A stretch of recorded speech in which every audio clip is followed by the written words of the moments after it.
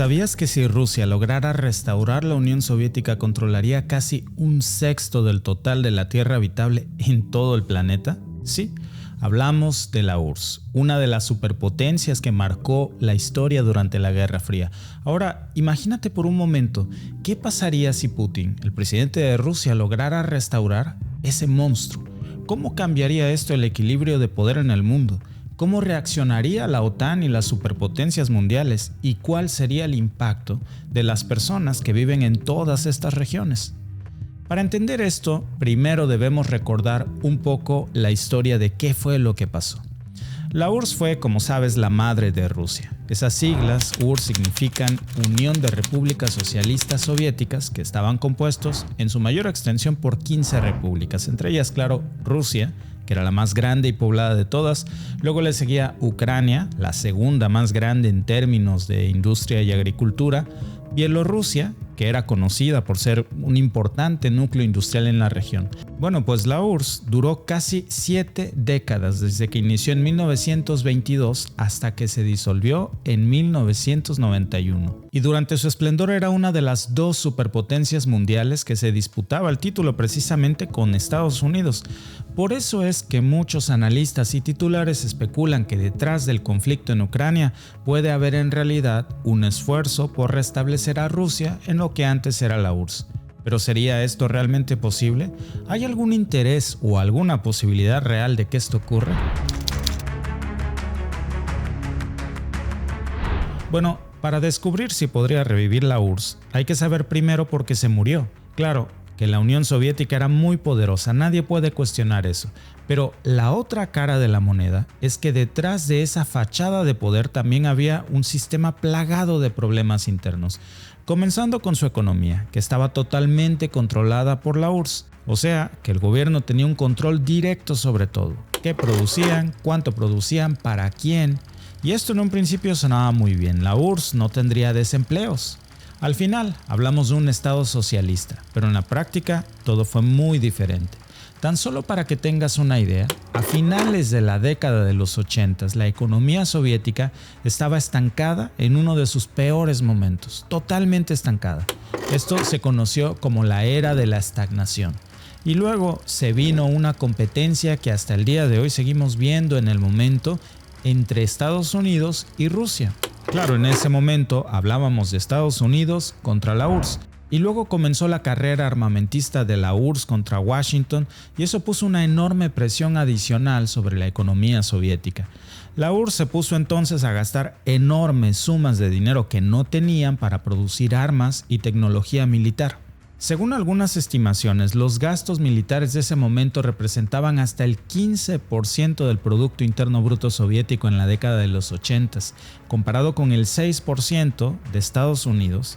Y de pronto, la URSS se convirtió en un régimen con más armas que comida. Y luego, el remedio le salió más caro que la enfermedad a la URSS. En la década de los 80, bajo el mandato de Mikhail Gorbachev, la Unión Soviética comenzó a hacer una serie de reformas conocidas como Glasnost, que significa transparencia, y Perestroika, que significa reestructuración. Lo que estas reformas buscaban era supuestamente liberar la economía y abrir el sistema político, pero en la práctica solo sirvieron como clavos para el ataúd de la URSS y desencadenaron una serie de movimientos separatistas que terminaron por sepultarla. Como decimos en México, les llovía sobre mojado.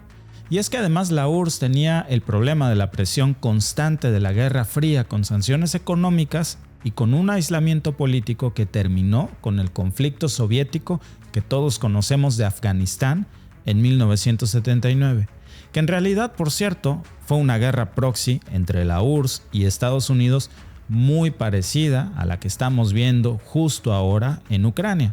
Por cierto, ¿no te suena todo esto como un déjà vu? Déjame te explico. La Unión Soviética invadió en 1979 para apoyar al gobierno comunista de la República Democrática de Afganistán, que estaba luchando contra una serie de grupos rebeldes conocidos colectivamente como los muyahidines.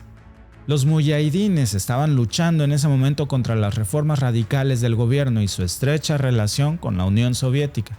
Y luego, en respuesta a esa invasión soviética, Estados Unidos junto con otros países como Arabia Saudita y Pakistán comenzaron a proporcionarle armas por montones a los muyahidines.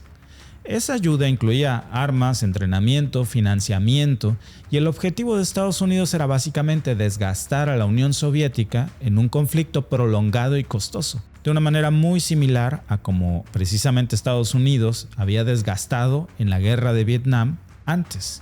La vieja confiable, ¿no? El punto es que todos estos factores se combinaron para debilitar a la Unión Soviética y minarla desde adentro. Para finales de los 80s, la URSS ya estaba colapsando. Las protestas y los movimientos separatistas se extendían por todo el país y los esfuerzos de Gorbachov por reformar el sistema solo aceleraron más su caída.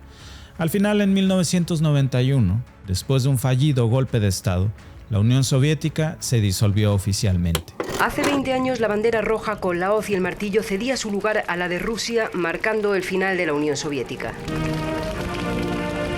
El destino de la URSS queda sellado en Bielorrusia el 8 de diciembre de 1991, cuando Boris Yeltsin, presidente de Rusia, y sus homólogos ucraniano y bielorruso firman la disolución de la Unión y crean la Comunidad de Estados Independientes. De eso ya han pasado más de 30 años. La pregunta hoy es, ¿podría alguien revivir un sistema como la URSS que con todo su poderío era solo un gigante con pies de barro? Bueno, pues ahora sí, volviendo a nuestro escenario hipotético, la realidad es que si Putin intentara restaurar a la URSS, tendría que enfrentar desafíos enormes.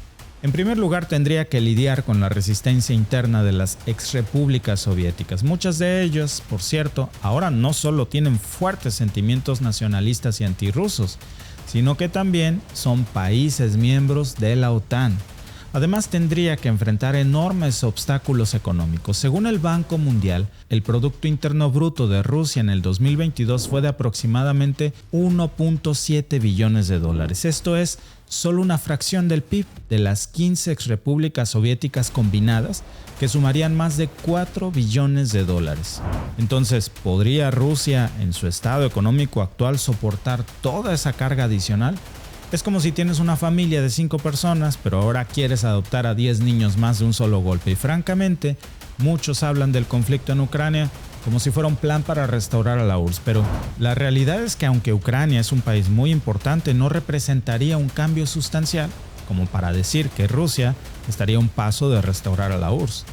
Pero supongamos por un momento que a pesar de todos estos desafíos, Putin lograra restaurar a la antigua Unión Soviética. ¿Qué implicaciones tendría esto para el mundo? Bueno, en primer lugar, esto alteraría significativamente el equilibrio de poder global. Tan solo imagínate, la nueva URSS controlaría vastos recursos naturales, desde gas, petróleo hasta minerales raros.